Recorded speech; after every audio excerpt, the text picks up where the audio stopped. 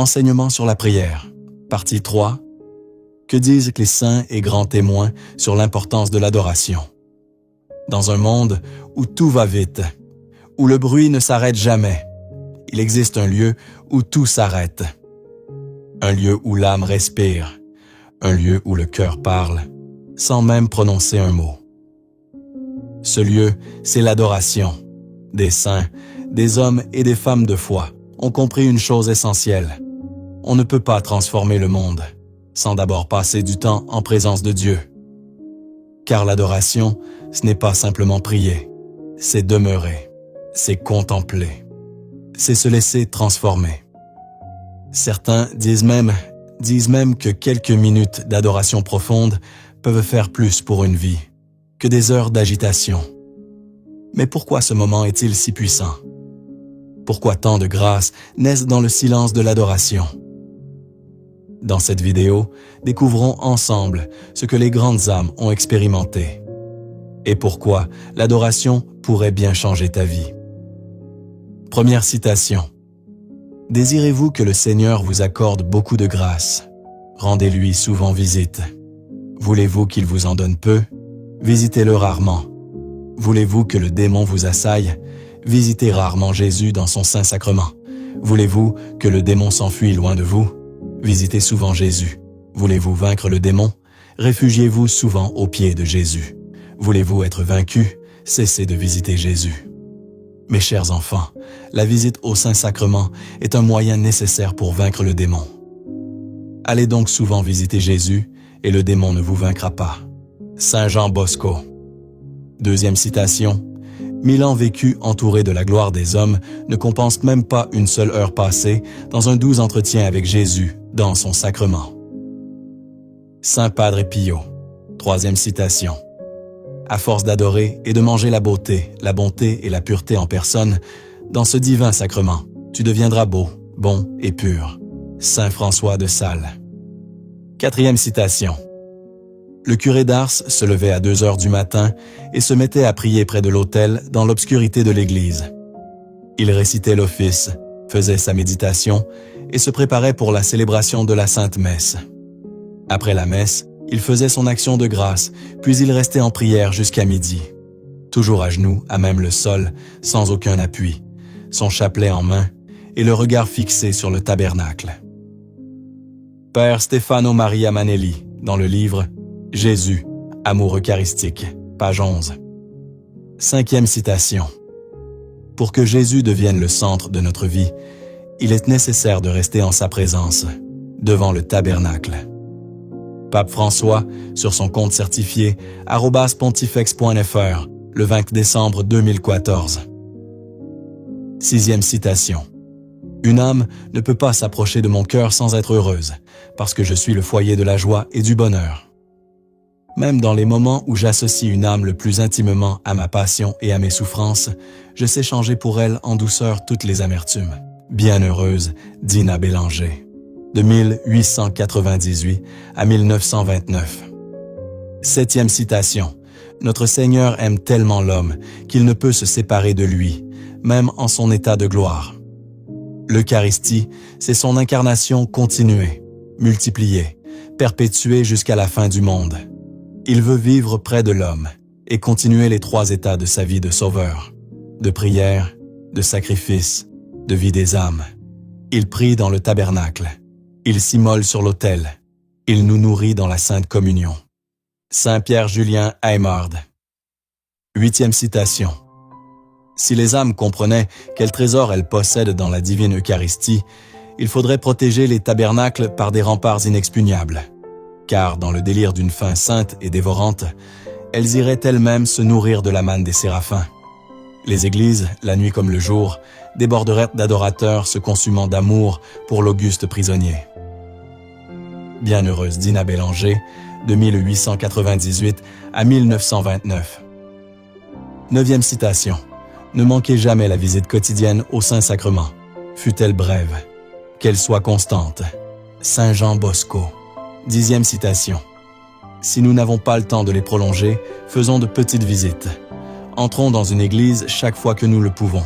Mettons-nous à genoux et arrêtons-nous quelques instants devant le Saint-Sacrement. Disons avec amour ces paroles simples et brèves, mais tellement salutaires. Jésus, vous êtes ici présent. Je vous adore. Je vous aime. Venez dans mon cœur.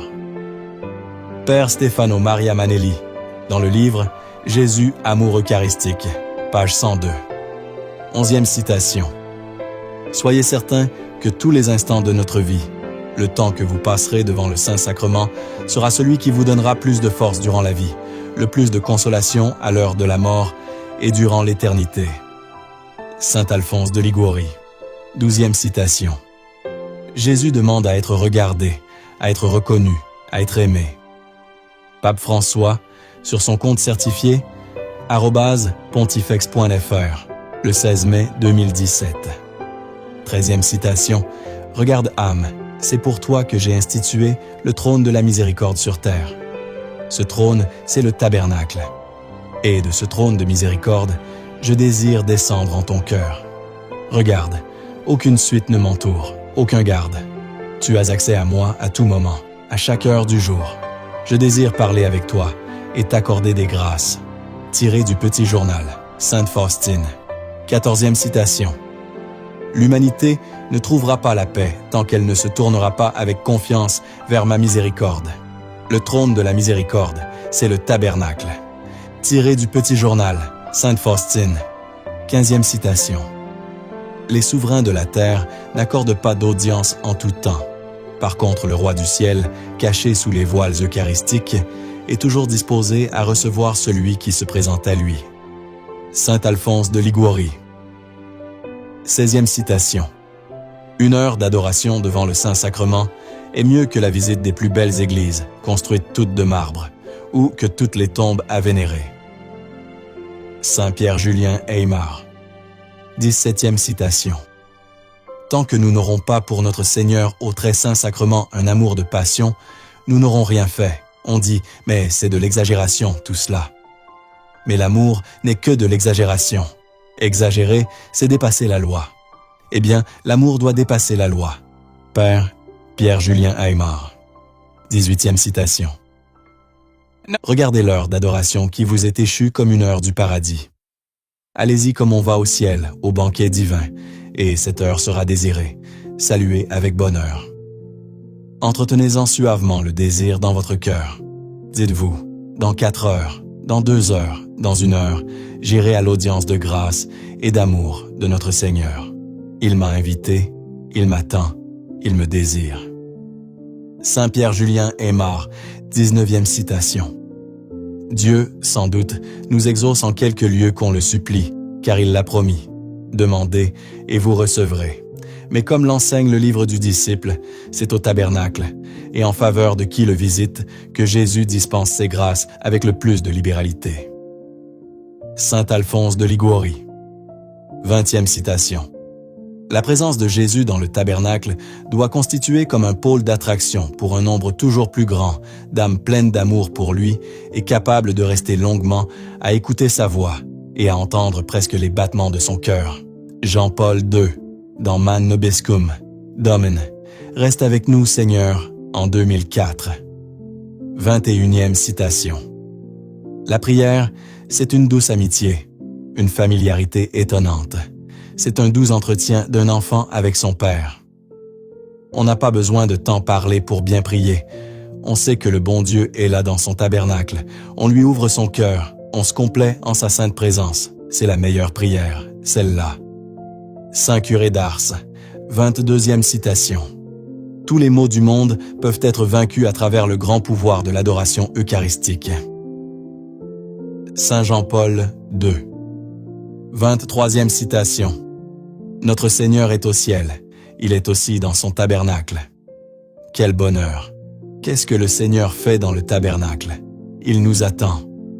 Il est là dans le sacrement de son amour, qui soupire et intercède sans cesse auprès de son Père pour les pécheurs. Saint Curé d'Ars. 24e citation.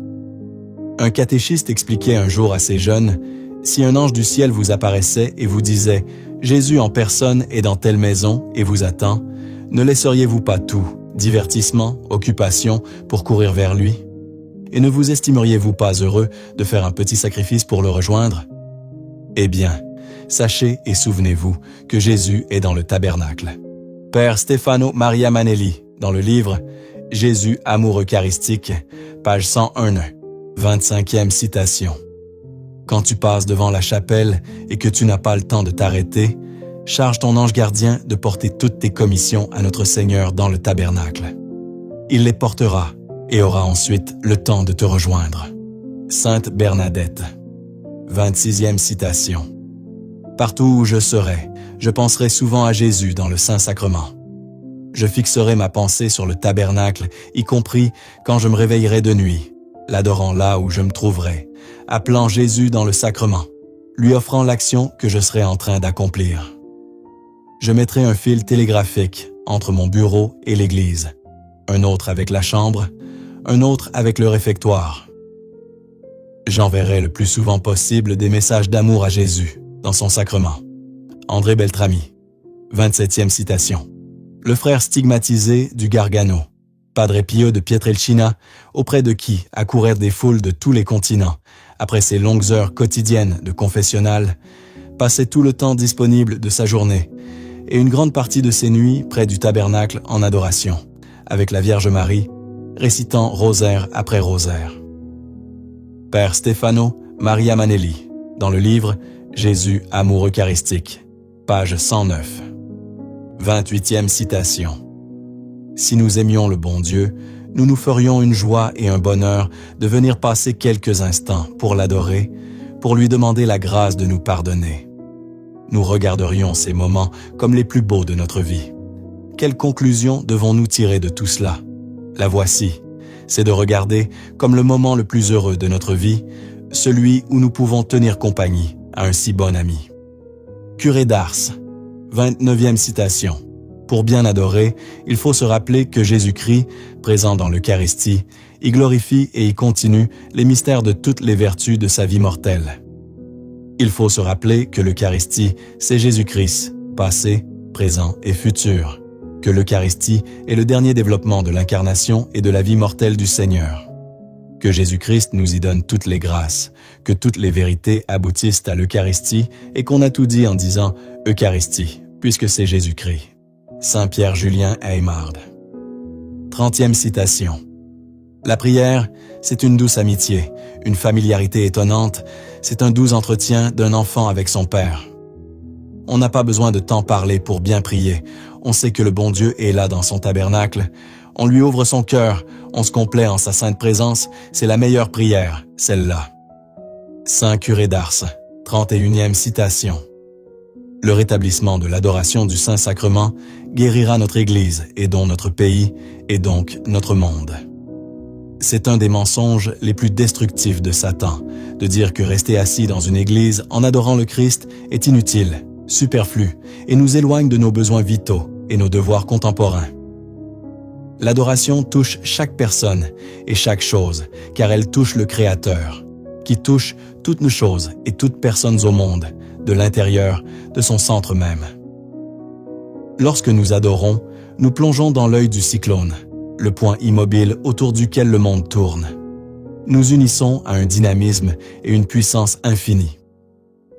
La puissance de construction de l'adoration est plus grande que la puissance de destruction de la bombe atomique. Peter Kreeft, philosophe américain.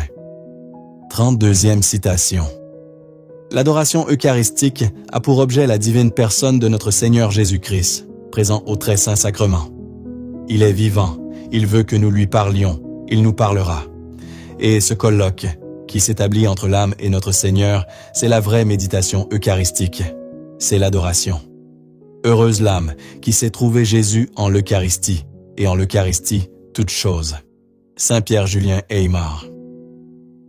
33e citation. Jésus dit à Saint Marguerite, Marie Alacoque, « J'ai une soif ardente d'être honoré des hommes dans le Saint-Sacrement, et je ne trouve presque personne qui s'efforce, selon mon désir, de me désaltérer, usant envers moi de quelque retour.